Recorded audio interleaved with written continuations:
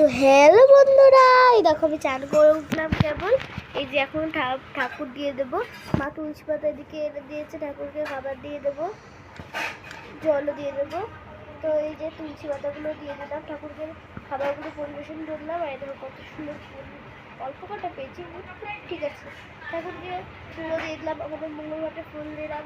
আর প্রদীপের তেলটা না শেষ হয়ে গেছে, তাই তেলটা দিয়ে দিলাম। তো এখন প্রদীপটা জ্বালিয়ে নেবো।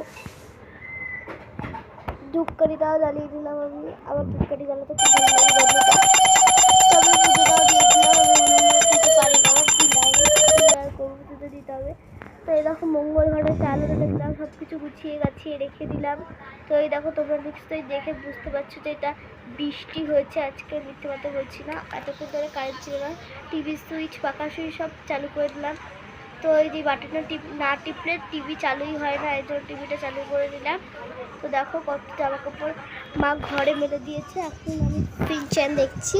তোমাদের কার কার ফেভারিট সিনচ্যান অবশ্যই কমেন্ট করে বলো। আর আমি টিভি দেখতে থাকি এখন।